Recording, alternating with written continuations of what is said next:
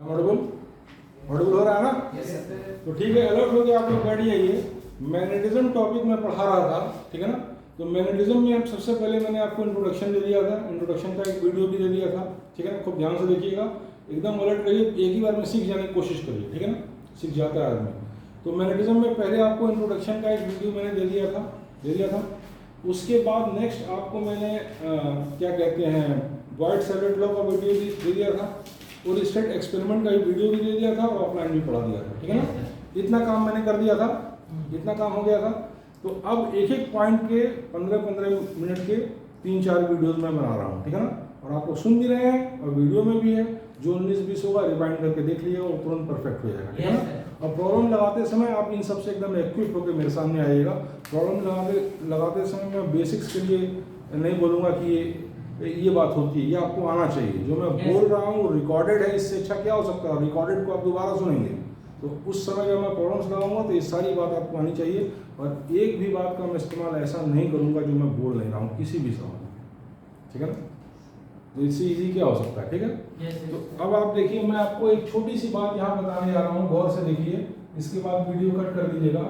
कि एक charge particle है, कोई चार्ज पार्टिकल है, मान लीजिए क्यू चार्ज का है, और वो v स्पीड से मूव कर रही है।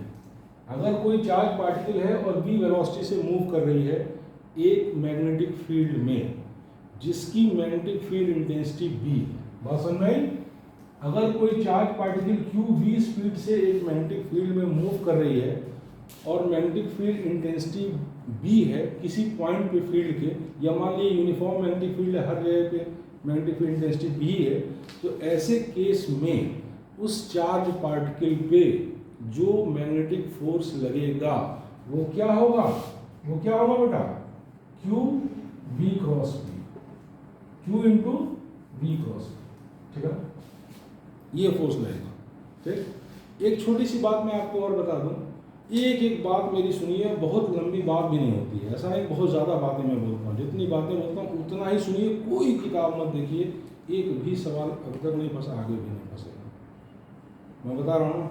तो उतना ही सुनिए, उतना ही देखिए, ठीक है ना, एकदम। तो अब देखिए, मैं आपसे बताऊँ, देखिए ऐसा है कि इलेक्ट्रिसिटी और मैग्नेटिज्म में काफ़ी अंडरलाइन सिमिलरिटीज़ थी, ये तो मैं बता चुका था। कई बातें दोनों में सिमिलर है, ठीक है ना। अगर आप इलेक्ट्रिसिटी बढ़िया समझ गए तो बहुत सी बात मैग्नेटिज्म की समझ जाएंगे, लेकिन कुछ डिससिमिलरिटीज़ भी हैं, कुछ फ़र्क भी हैं, ठीक है ना। उनमें से एक फ़र्क यही है कि अगर इलेक्ट्रिक फील्ड है तो वो किसी स्टेशनरी चार्ज पे भी फोर्स लगाएगा। अगर कोई चार्ज स्टेशनरी है, मूव नहीं कर रहा है, तो उस पर भी इलेक्ट्रिक फील्ड फोर्स लगाएगी, ठीक है बेटा। लेकिन मैग्नेटिक फील्ड उसी पार्टिकल पे फोर्स लगाएगी जो कि मूव कर रहा है, यानी मूविंग चार्ज पार्टिकल पे ही फोर्स लगाएगी, ठीक है ना। तो अगर कोई मूविंग चार्ज पार्टिकल है किसी मैग्नेटिक फील्ड में, और उस चार्ज पार्टिकल का चार्ज q है, और जिस वेलोसिटी से मूव कर रही है वो v है, तो फोर्स जो मैग्नेटिक लगेगा वो होगा Q V क्रॉस B। बात समझ में आ गई, कोई बहुत बड़ी बात नहीं है। तो अब इसको ये क्या हो जाएगा, अगर V और B के बीच स्मॉलर एंगल थीटा है, तो आप क्रॉस प्रोडक्ट से जानते हैं, जैसे मान लीजिए V ये है और B ये है, और इनके बीच स्मॉलर एंगल थीटा है। दो वेक्टर के बीच दो एंगल होते हैं, एक ये एंगल स्मॉलर एंगल, और ये एंगल क्या होता है, लार्जर एंगल, ठीक है ना। बात समझ में आ गई। तो दो वेक्टर का क्रॉस प्रोडक्ट इलेवेंथ में ही पढ़ाया जाता है, बहुत अच्छे से आप लोग जानते हैं। दो वेक्टर का क्रॉस प्रोडक्ट एक वेक्टर क्वांटिटी होता है, ठीक है ना, और उसका मैग्नीट्यूड होता है VB। उसका मैग्नीट्यूड क्या होता है, अगर दो वेक्टर मान लीजिए A और B हैं, उनके बीच स्मॉलर एंगल यानी ये एंगल थीटा है, तो उनका क्रॉस प्रोडक्ट होगा AB साइन थीटा।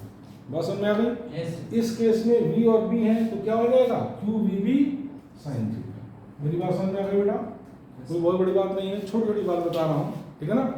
तो अब इसका डायरेक्शन निकालना है, तो ये भी आपको क्लास 11 में बहुत बढ़िया समझाया जाता है, ठीक है ना।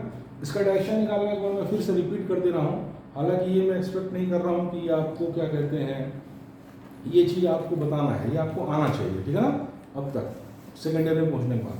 तो फिर मैं एक बार रिपीट कर दे रहा हूँ, गौर से देखिएगा इधर। जैसे V क्रॉस B निकालना है तो V की ओर हाफ कीजिए, V की ओर क्या करिए, अपने हैंड्स को V की ओर हाफ कीजिए, ठीक है ना। और V क्रॉस B निकालना है तो V से B, अगर V क्रॉस B निकालना है तो V से B की ओर रोटेट करिए अपने हाथ को, तो थंब का जो डायरेक्शन होगा वो V क्रॉस B का डायरेक्शन होगा। V क्रॉस B क्या होगा, एक वेक्टर होगा बेटा, ठीक है ना, और उसका डायरेक्शन क्या होगा, B की ओर ऐसे करिए, और B से B की ओर रोटेट करिए, और जो थंब का डायरेक्शन होगा वो बी क्रॉस बी का डायरेक्शन होगा। कोई बहुत बड़ी बात नहीं बेटा, एकदम क्लियर है, एकदम स्पष्ट है, ठीक है ना। 4-5 वीडियो बनाऊंगा, कोशिश करिए कि ऑफलाइन सुनते ही आपका तैयार हो जाए, और ऑनलाइन जब आप इसको कान में लगा के शांत दिमाग से रिपीट करेंगे तो बस सिर्फ सवाल लगाने के अलावा कुछ ना करना पड़ेगा, ठीक है ना। यही यही यही मकसद है यहाँ आने का, नहीं तो सब बात तो किताब में दी ही है, सब बात तो किताब में दी है, ठीक है ना। लेकिन अगर आप बी क्रॉस बी निकालेंगे, बी क्रॉस बी निकालेंगे तो कैसे होगा, बी की ओर हाथ करिए और बी की ओर ऐसे रोटेट करिए, तो ये हो गया बी क्रॉस बी। यानी मैंने पहले ही बताया था कि वेक्टर प्रोडक्ट ऑफ दो वेक्टर का क्रॉस प्रोडक्ट जो होता है वो कम्यूटेटिव लॉ को नहीं फॉलो करता है, यानी A cross B is not equal to B cross A, ठीक है ना। मैग्नीट्यूड भले सेम हो, डायरेक्शन अपोजिट होता है। ये छोटी सी बात एकदम क्लियर है, कोई बट नहीं। अगर आपसे ये बोल दे कि मैक्सिमम फोर्स कब लगेगा, फोर्स ये मैग्नेटिक फोर्स मैक्सिमम कब लगेगा, कब लगेगा, जब थीटा क्या होगा 90 डिग्री होगा, क्योंकि क्यू की वैल्यू फिक्स है, जिस वेलोसिटी से मूव कर रहा है वो आपको दिया हुआ है, बी की वैल्यू है आपको दिया हुआ है। तो अब किस पे ये फोर्स मैक्सिमम कब होगा, जब साइन थीटा मैक्सिमम हो या थीटा 90। साइन थीटा मैक्सिमम कब होगा, इसकी मैक्सिमम वैल्यू 1 हो सकती है और थीटा इज इक्वल टू 90। और मिनिमम कब होगा ये फोर्स, ये मिनिमम कब होगा, जब ये मिनिमम हो, और इसकी मिनिमम वैल्यू क्या हो सकती है 0। तो मिनिमम फोर्स कितना होगा 0। यानी कि अगर किसी मैग्नेटिक फील्ड के पैरेलल कोई वो जा रही है, कोई चार्ज पार्टिकल अगर किसी मैग्नेटिक फील्ड के पैरेलल जा रही है, तो मैग्नेटिक फील्ड के पैरेलल जाएगी बेटा तो क्या होगा, मैग्नेटिक फील्ड के पैरेलल जाएगी तो क्या होगा, बी और पी के बीच का एंगल 0 हो जाएगा, तो साइन 0 0 हो जाएगा, तो फोर्स मिनिमम रहेगा। यहाँ तक की बात एकदम स्पष्ट है, कोई बहुत बड़ी बात नहीं है। इन सब बात ये क्लास 9-10 में ही बताया जाता है, ठीक है ना। यहाँ तक की बात एकदम दिमाग में साफ है, तो कट कर दीजिए इसको, अब फिर नेक्स्ट पॉइंट पे कट कर दीजिए।